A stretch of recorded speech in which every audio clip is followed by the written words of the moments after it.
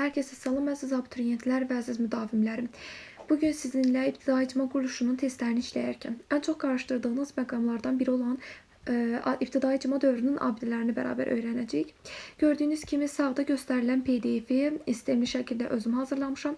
Bu PDF-i əldə etmək istəsəniz əlaqə nömrəmdən mənə yaza bilərsiniz. Mən bu xoşluqla sizə bu PDF-i göndərə bilərəm. Eyni zamanda yay boyunca ödənişsiz dərslər, eyni zamanda müəyyən qeydlər tarixlə bağlı əldə etmək istəsəniz WhatsApp icma kanalının linki aşağıda yerləşdiriləcək və yaxud da nömrəm vasitəsilə mənlə əlaqə saxlasanız mən də sizi həmin icma kanalına yönləndirə bilərəm. İlk növbədə keçid etsək paleolit dövrünün abidələri haqqında danışaq. Qarabağ ərazisində hansı ki Kəlbəcər, Qazaq, Lerik və Mingəçevir, Naxçıvan bölgələrində yerləşənlərdir. Bunları öyrənmək sizdən müəyyən əraziləri göstərib sizi üçün sistemləşdirmək isə məndə. Gəlin başlayaq. İlk növbədə bax, Qarabağ rayonu ərazisində bizim bildiyimiz Azıq və Tağlar mağaraları yerləşir. Azıq və Tağlar mağarası bildiyimiz kimi Xocavənd rayonu ərazisində yerləşir ki, Xocavənd rayonu ərazisi də bizim bu göstərdiyimiz bir yazılan bölgədə yerləşir. İlk növbədə Azərbaycan xəritəsinə bir asan yolla baxış keçirsək, gördüyümüz kimi Azərbaycan xəritəsi qartala oxşuyur. Hansı ki bu qartalın sağ qanadı, birinci sağ qanadı, ikinci sağ qanadı, qartalın birinci sol qanadı, ikinci sol qanadı, bunda üçüncü sol qanadı olaraq nəzərdən keçirə bilərik. Bərabər şəkildə gəlin öyrənək. Dedik ki, birinci bu ərazidə hansı ki Azıq mağarası yerləşir.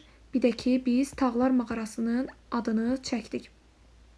Azıq və Tağlar mağarası Xocavənd rayonu ərazisində ən çox qarşılaşdırılan məqamlardan biridir bu. Diqqətli olaq. Xocavənd rayonu ərazisində yerləşir. Yenə qeyd edirəm. 1. Sonra indi isə keçid edək Zar. Kəlbəcər rayonu ərazisində Zar mağarası. Kəlbəcər rayonumuzda düz bu hissədədir. Burada 2 qoyuram. Kəlbəcər rayonu ərazisində də Zar mağarası. Sonra Qazaq bölgəsində. Qazaq qartalımızın sol qanat bölgəsində 3-cü qanadıdır ki, ən son, ən ucu nöqtədə yerləşir. Hansı ki Ermənistanla sərhəd olan bölgəmizdə yerləşir. Burada daxildir Daş Sahlaqlı ilə Damcılı mağarası. Burada 3 qoyaq. Daha sonra Lerik rayonu ərazisində Buzeyir mağarasından danışaq. Buzeyir düşərgəsi isə bu ərazidə yerləşir. Bu əraziyə də 4 qoyuruq. Hansı ki qartalımızın sağ qanadında 1 yox. Artıq bu bölgədə, ikinci bölgədə biz buranı 4 olaraq qeyd etdik. Digər keçid edək Naxçıvanda. Eyni zamanda Naxçıvanda isə Qazma mağarası hansı ki burada yerləşir. 5 olaraq qeyd edirəm. Sədərək rayonu ərazisinə düşür bu da. İndi isə keçid edək mezolit dövrünə bir dəfə sizinlə bərabər nəzər yetirək. Baxaq görək mezolit dövrünə aid olan abidələr hansı bölgələrdə yerləşir. Buraya yazıram yenə 1. Sonra Qazaqda var yenə Damcılı. Damcılı ümumiyyətcə mezolit dövrünə aid olan abidələrimizdən biridir. Buraya yazıram yenə 2. Qazaqda Damcılı. Bu bölgə Qazaqdır. Baxın, kod qoysaq, məsələn, kod şəklində yazımızda saxlasaq daha asan olsun deyə bizim üçün. Ən küncdə, yəni ki Qazaqdır. Buraya yazıram Q. Daha sonra Ağstafadır. Daha sonra isə Tovuzdur. Q, qat kodundan yadımızda saxlasaq. Qat kodu. Bu hissəyə qat kodu qoyuram. Qazaq, Ağstafa və Tovuz rayonu ərazisində yerləşir. Bunu qeyd etdiyimizə görə indi keçid edə bilərik. Qeyd etdiyimiz kimi bizim qoyduğumuz 2 Qazaq rayonu ərazisidir. Hansı ki qat kodu qoyduq biz bura. Burada 2. 2-də də dedik ki Damcılı mağarası yerləşir. Bir də qeyd etmək lazımdır əsasən. Bir də yəni ki Abşeronda hansı ki Qobustan abidəsi yerləşən bölgələrdə qeyd edək ki bu yalnız mezolit dövrünə aid deyil. Qobustan dedikdə yalnız mezolit dövrü götürmürük. Neolit dövrünə də aid edirik Qobustanı. Neolit, enolit dövrünə də aid edirik. İndi isə keçid edək neolitə aid olan abidələrimizi. Neolit dövrünə aid Tovuzda Göytəpə var. Bir də ki bu Göytəpə məsələsini qarışdırmayın. Urmiyada Göytəpə var, Tovuzda Göytəpə var. Tovuzda olan Göytəpə neolit dövrünə aid abidədir. Az əvvəldə qeyd etdiyimiz qat kodunun 3-cüsü. Yəni ki Tovuz rayonu ərazisi burada yerləşir. Bunu da 3 olaraq qeyd edək. Tovuz rayonu ərazisində yerləşən bu Göytəpənə Urmiyada yerləşən Göytəpəni qarışdırmayaq. Görürük ki onsuz Azərbaycan yəni xəritəsinə baxırıqsa da biz Göytəpə dedikdə bizim ağlımıza neolit dövrü gəlməlidir. Urmiya yəni heç burada heç bir şəkildə göstərilməyibdir. Urmiyanın ərazi bölgəsi. Urmiya desəydi, hə, biz o zaman Orta Tuncda düşünə bilərdik. Amma bizə Tovuz dediyik üçün ilk növbədə neolit dövrü ağlımıza gəlir. Sonra Ağcabədidə var. Ağcabədidə Kamil təpə var. Ağcabədidə də Ağcabədi rayon ərazisidə baxın, Kür çayının sağ sahilində yerləşir. Hansı ki bu bölgəni əhatə edir. Burada 4 qoyuram. Ağcabədidə yerləşir. Ağcabədidə bir daha qeyd edirəm. Ağcabədidə sağdakı cədvəldən baxa bilərsiniz. Kamil təpə. Kamil insan. Bu şəkildə yadımızda saxlayaq. Kamil təpə, kamil insan.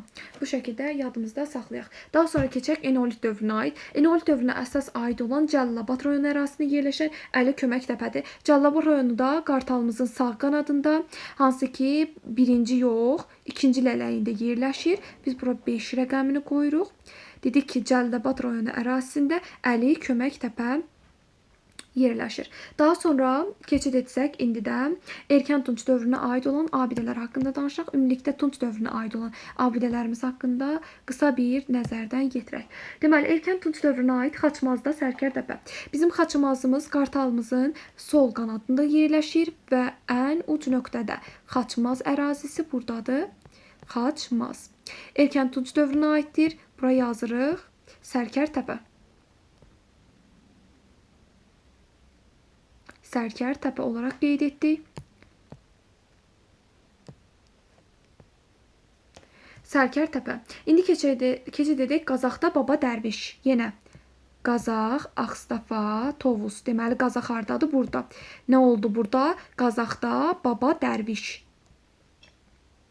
Baba Dərviş. Bir sözlə baba sözündən yadımızda saxlayırıq. Baba. Erkən Tuncda baba. Erkən olub baba. Sonra gəlirik 1-ci Kültəpə. Naxçıvan rayonu ərazisində də 1-ci Kültəpə var. Burada yazırıq 1-ci Kültəpə. Sadəcə Naxçıvan olaraq yadınızda saxlasanız kifayətdir. Daha sonra Orta Tunç dövrünə indi isə keçid edək. Orta Tunç dövrünə aid olan mən əvvəldə qeyd etdiyim kimi Göytəpə var. Orta Tunçda var Göytəpə, bir də var Neolit dövründə Göytəpə. Bunun anlayışları qarışdırmayaq. Orta Tunç dövründə olan Göytəpə Azərbaycan Respublikasının müasir dövrünün ərazilərində görə bilməzsiniz. Göytəpə bizim bildiyimiz Tovuzda var, hansı ki yenə baxaq qat, bir də problem deyil. Bu ərazidə yerləşir, 3-cü. Bu ərazidə yerləşir Göytəpə. Bu da aiddir, Neolit dövrünə aiddir. Amma Urmiyada olan Göytəpə Orta Tunç dövrünə aiddir. O da boyalı qablar mədəniyyətinə düşür. Daha sonra var Naxçıvanda Oğlanqala var. Oğlanqala var, bir də 2-ci Kültəpə var. Bir də 2-ci Kültəpə var, 1-ci Kültəpə var. Bunları da qarışdırmaq. 1-ci Kültəpə erkən Tunç dövrünə aiddir. 2-ci Kültəpə Orta Tunç dövrünə aiddir. Bunları necə qarışdırmaya bilərik? Baxın, erkən Tunç dövrü 1-cidir. Ona görə də 1-ci Kültəpəni biz erkən Tunca aid edirik. 2-ci Kültəpə, daha sonra Orta Tunç dövrü gəlir. 2-ci də Orta Tunç dövrünü götürürük deyə 2-ci Kültəpəni də ona aid edirik. Bir də Baba Dərvişlə Oğlanqalanı qarışdırmamaq üçün qeyd edim. Baba Dərviş bizim bildiyimiz Naxçıvanda deyirik üzr istəyirəm, Qazaxda yerləşir. Baba Dərviş bizim bildiyimiz kimi Qazaxda yerləşir və baba erkən Tuncda ən birinci baba, sonra oğlan, Oğlanqala, Orta Tuncda da Oğlanqala. İndi isə keçid edək son Tunç dövrünə. Yox, üzr istəyirəm, Qarabağda, hansı ki Ağdam rayonu ərazisində, baxın, Ağcabədinin düz sol bölgəsində, Ağdam rayonu ərazisində yenə bir qoyuram mən bura. Ağdam rayonu ərazisində Üzərlik təpə var. Üzərlik təpə. Üzərlik təpə. Hansı ki bu bölgədə yerləşir. Daha sonra isə Son Tunç və Erkən Dəmir dövrünə keçid edə bilərik artığın. Son Tunç və Erkən Dəmir dövrünə aid olan abidələrdən danışaq. İlk növbədə kurqanlarımızı qeyd edək. Baxın, kurqan var, Xocalı kurqanı var. Bir də ki, Oğuzda Kərimli kurqanı var. Oğuz bu hansı ki Oğuz deyirik ki bu bölgədə yerləşir. Oğuzda, baxın bu bölgədə 2 olaraq qeyd edirəm. Oğuzda Kərimli kurqanı var. Bir də var Xocalıda kurqan, yalnız Xocalı kurqanı olaraq qeyd edilir. Daha sonra Son Tunç dövrünə aid olan Muğanda Uzuntəpə var. Daha sonra Son Tunç dövrünə aid olan Muğanda Uzuntəpə var. Uzuntəpə də bayaq az əvvəl qeyd etdiyimiz kimi bu bölgədə yerləşir. Hansı ki Cəlilabad rayonu ərazisində yerləşir Uzuntəpə. Daha sonra var Xocavənd rayonu ərazisində Nərgiz təpə var. Gədəbəy rayonu ərazisində Arıqdam kəndi, Naxçıvanda da Çalxanqala var. Bunları da bir-bir qeyd edək, hansı bölgələrdə yerləşir. İndi isə əziz abituriyentlər, keçid edək digər üçünə. Xocavənd rayonu ərazisində Nərgiz təpə, Gədəbəydə Arıqdam kəndi, Naxçıvanda Çalxanqala. Bu 3 qeyd etdiyim hansı ki siklobit tikillərdir. Bunlar da əsasdır. Ona görə də bilmək vacib. İndi isə əziz abituriyentlər digər üçü siklobit tikililərə aid olan Xocavənd rayonu ərazisində olan Nərgiztəpə, Gədəbəy rayonu ərazisində olan Arıqdam kəndi, Naxçıvanda olan Çalxanqala.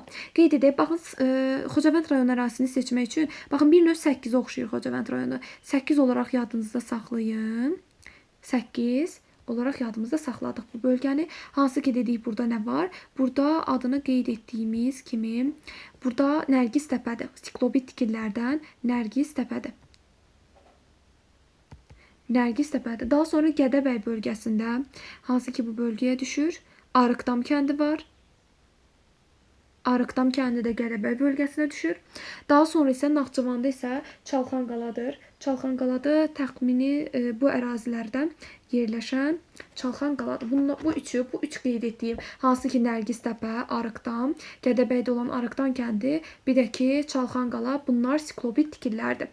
İbtidai icma quruluşuna aid olan xəritə haqqında olan izahlarımız bu qədər. Əlavə bir sualınız olsa və yaxud da dərslərimizə qoşulmaq istəsəniz, qeyd olunan nömrə vasitəsilə bizlə əlaqə saxlaya bilərsiniz. Sağ olun, salamat qalın.